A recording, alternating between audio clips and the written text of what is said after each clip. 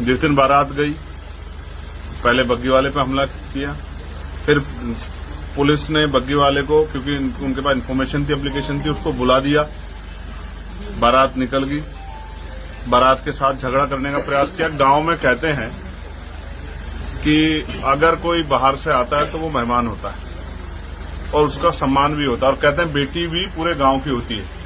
लेकिन यहां तो बेटी दलित की रही, यहां तो उसी बारात का अपमान किया गया, उसी बारात के साथ मारपीट की गई, उसी बारात को मजबूर किया गया अपमानित होने के लिए। तो यहां बेटी गांव की नहीं बेटी बन पाई, ना ही जो मेहमान गए वो गांव के मेहमान बन पाए, वो उसी समाज के मेहमान रहे जिस समाज में बारात लेके गए। उसके बाद 2 घटनाएं और घटी, और तीसरी घटना जो है, जहां 2 बच्चियों को उनके कपड़े फाड़े गए, उनको घसीटा गया, उनके साथ मारपीट की गई। ये जातीय आतंकवाद जो है, ये हरियाणा के गांवों में आज इन घटनाओं से देखने को मिल रहा है। बाबू साहब ने कहा था कि गांव जातिवाद का अड्डा है, और आज इस घटना को जानने के बाद, यहां आने के बाद मुझे एहसास हुआ कि वो सोच अभी तक खत्म नहीं हुई। तो जहां एक तरफ सरकार के लोग नारा देते हैं कि चुनाव के समय की सब हिंदू भाई हैं, और चुनाव के बाद जो है इस तरह से मरने के लिए परिवार को छोड़ दिया जाता है, उनका सामाजिक अपमान करके पूरे समाज को नीचा दिखाया जाता है, ये भारतीय जनता पार्टी की सरकार की कथनी और करनी का सच हमारे सामने है। और ये तमाशा मुख्यमंत्री और सरकार और एडमिनिस्ट्रेशन के, पुलिस के लोग इतने दिन होने बीत जाने के बाद 6 तारीख के लगभग की घटना है, और आज जो है 29 अप्रैल है, अब तक पूरे मुख्य आरोपी गिरफ्तार नहीं हुए। और आपको जान के अचरज होगा कि मुख्य आरोपी इस घटना के बाद, पुलिस कह रही है कि हम उसको खोज रहे हैं, वो थाने में आके चाय पी के जाता 2-2 बार। तो ये बिना सरकार के संरक्षण के संभव नहीं। इसलिए मुझे बड़े कड़वे शब्दों में कहना पड़ेगा कि हरियाणा में दलितों का दमन हो रहा है, उनके साथ अन्याय हो रहा है, और ये सरकार की देखरेख में हो रहा है। एक तरफ देश आतंकवाद से लड़ रहा है, लेकिन वहीं हमें कमजोर वर्गों के लोगों को, दलित पिछड़े वर्गों के लोगों को जातंकवाद से भी लड़ना पड़ रहा है, जातीय अत्याचार से भी लड़ना पड़ रहा है। यही भारत का कड़वा सच है। आज आपके प्रशासनिक अधिकारियों के साथ भी अभी बैठक हुई है, आपको रोका गया, तो आपकी क्या मांग रही और क्या अपराध तो नहीं रोक पा रहे हरियाणा में, गुंडों को तो नहीं रोक पा रहे, जातीय आतंकवादियों को तो नहीं रोक पा रहे, लेकिन उन्होंने मुझे रोका। मैं संवैधानिक व्यक्ति हूं, मैंने उनसे चर्चा की, उन्होंने मुझे विश्वास दिलाया कि वो उन आरोपियों को गिरफ्तार करेंगे, और उन्होंने मुझसे ये भी बताया कि उन्होंने गांव में चौकी खोली है, अब भविष्य में इस तरह घटना नहीं होगी। लेकिन मैं उनको ये बहुत जिम्मेदारी के साथ कह रहा हूं, उन्होंने मुझसे 15 दिन का समय मांगा, मैं उनको 16 दिन का समय देता हूं। लेकिन हम लोगों ने भी ये तय किया है, और हमारे साथी अभी जा रहे हैं 16 मई को इस घटना, ये जो सामाजिक रूप से पूरे समाज का अपमान किया गया, ये गुलाम भारत नहीं है कि कमजोर वर्गों की बच्चियों को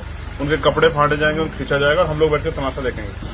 16 मई को हम लोग मुख्यमंत्री आवास का घेराव चंडीगढ़ में करेंगे। ये फैसला हमने सामूहिक रूप से लिया है। हम स्वाभिमान सम्मान के साथ कोई समझौता नहीं करेंगे। मुझे ये भी बताया गया कि उसी गांव के लोगों ने 2 पक्ष होकर ये कहा कि ये, एक पक्ष ने कहा कि ये गलत कर रहे हैं। अब वो दिन, ये पुरानी बातें होगी, अब आजाद भारत है, सबको अधिकार है। लेकिन दूसरा पक्ष इस बात पर अड़ा रहा कि वो दलितों को घोड़ी पर बैठने देंगे। जिन्होंने उसी पक्ष के, उसी जाति के जिस पक्ष ने न्याय की बात की, सबके लिए समानता की बात की, मैं उनका धन्यवाद करता हूं। लेकिन जिस पक्ष ने ये किया है, मैं उनको मानता हूं कि वो अभी जाति की गहरी सच्चाई में जो है, उसकी कुंठता में डूबे हुए हैं।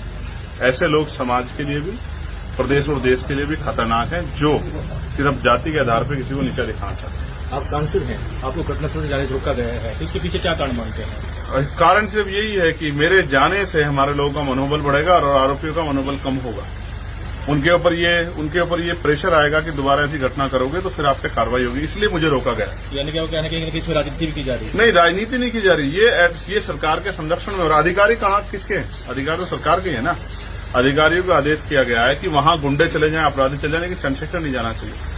आपको मैं विश्वास दिलाता हूं, 16 को हम सड़कों पर लड़ेंगे, और जब हाउस चलेगा पार्लियामेंट का, इस सच्चाई को, ये जो जातीय आतंकवादी सच्चाई है, जातकवाद को हम लोग पार्लियामेंट में भी जो है नंगा करने का काम करेंगे। इस बात का भी मैं अपने साथियों को विश्वास दिलाता हूं।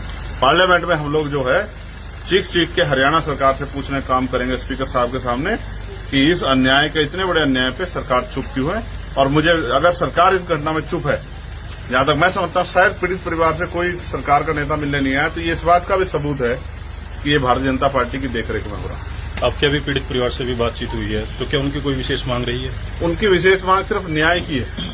वो आत्मसम्मान के साथ जीना चाहते हैं और जातीय आतंकवादी उनको अपमान के साथ जीने के लिए मजबूर कर रहे हैं। भारतीय संविधान ने जो हक अधिकार हमें दिए, हम उनके साथ जीना चाहते हैं। इससे अगर कोई हमें रोकने का काम करेगा तो हम अपने हक की लड़ाई को लड़ने का काम करेंगे। आपकी पीड़ित परिवार के साथ बात हुई है, क्या आज भी डर के साए में है लोग? हाँ, अगर आज भी 400 पुलिस वाले गांव में लगे हुए हैं, रोज अपने समाज के लोग जो हैं पहरा देके अपनी जान की रक्षा कर रहे हैं, वहां पुलिस चौकी बनी है, तो आप इससे आइडिया लगा सकते हैं कि लॉ एंड ऑर्डर की सिचुएशन क्या है। मेरे जाने से लॉ एंड ऑर्डर खराब नहीं होगा, ऐसे अपराधियों को गिरफ्तार न करने से लॉ एंड ऑर्डर खराब होगा। इस बात का ध्यान भी पुलिस को रखना चाहिए।